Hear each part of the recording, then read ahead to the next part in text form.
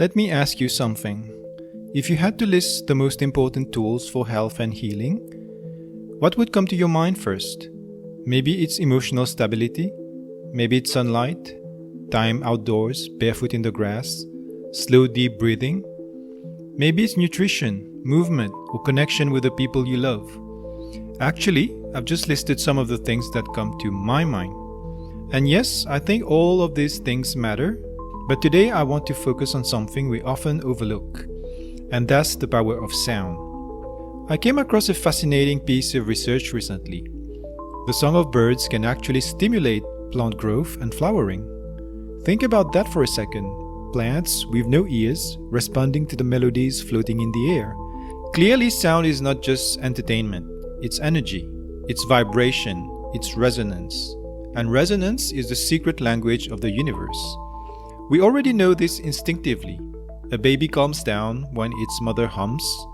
A cat's purr melts away your stress.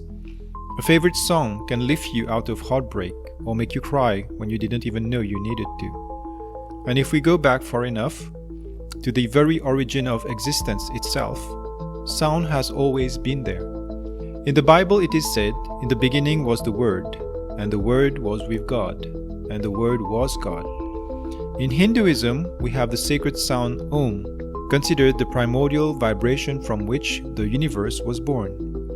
And Om isn't just a single note, it's a journey. When chanted properly, it flows from a deep, bassy vibration in the belly, rising through the chest, the throat, and ending in a higher resonance at the crown. It sweeps across a spectrum of frequencies, almost like tuning the body's internal instruments, aligning them with the energy centers we call chakras. In Islam, the Quran also emphasizes the power of sound and vibration in its verses about creation.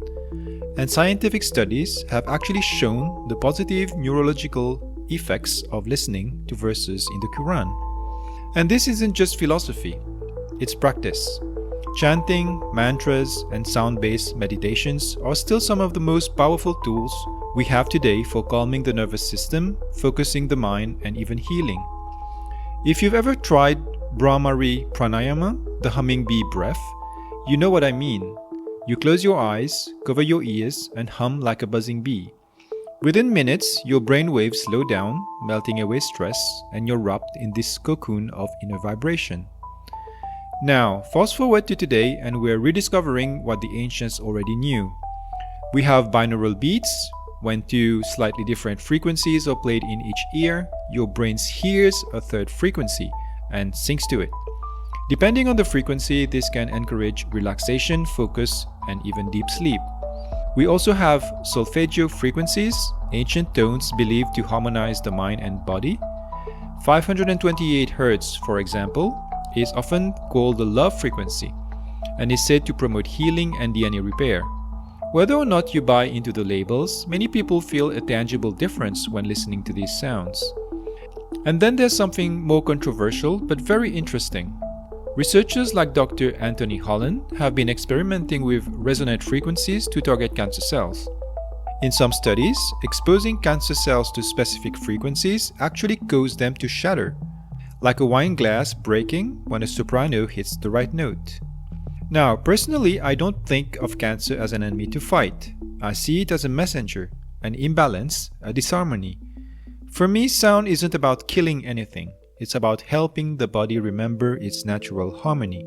When we restore resonance, the problem no longer has a reason to exist, and the cancer cells just go away. But either way, whether you frame it as a destruction of cells or restoration of balance, the fact is, we're heading in a direction where frequencies will be playing a massive role in medicine. And isn't it fascinating that none of this is new? Every culture, ancient and modern, has some form of singing, chanting, or sacred sound. Whether it's Gregorian chants in monasteries, Sufi zikir, Vedic mantras, shamanic drumming, or gospel choirs, sound has always been the bridge between humans and the divine. And often it wasn't just sound, it was sound plus movement. Chanting while dancing, drumming while swaying. These weren't just rituals for fun. They were technologies of consciousness, ways to raise energy, synchronize heartbeats, and shift entire groups into altered states together. When we chant or dance in unison, something magical happens. We feel less like isolated individuals and more like a single organism. And maybe that's the whole point, to tune us back into the symphony of life. But sound doesn't just live in temples or headphones, it's everywhere. Cats purr at around 25 Hz, a frequency shown to promote bone healing and reduce inflammation. No wonder they always look so smug, they're basically like walking medical devices. The gentle crashing of ocean waves is also proven to activate our parasympathetic nervous system, the rest and repair mode. And then there's water. Masaru Emoto's experiments, though criticized by skeptics, gave us a powerful metaphor. Water exposed to loving words and harmonious music forms beautiful crystalline patterns when frozen, while water exposed to harsh words and chaotic noise forms distorted shapes.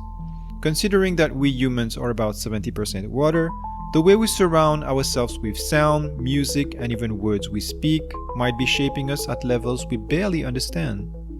Even conventional science is catching up.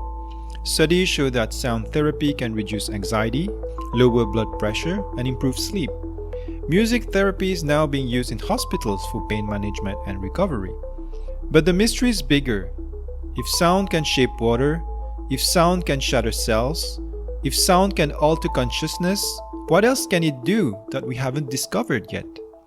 Perhaps the entire universe is a vast symphony, and each of us is like a string vibrating in the cosmic orchestra.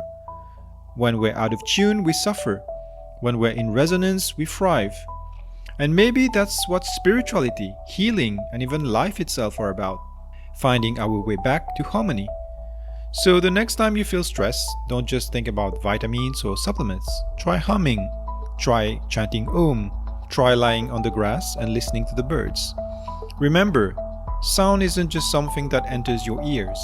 It's something that reshapes you cell by cell, frequency by frequency. After all, life itself may have begun with a single vibration, and maybe it's still humming through us right now. If you've enjoyed this, please subscribe.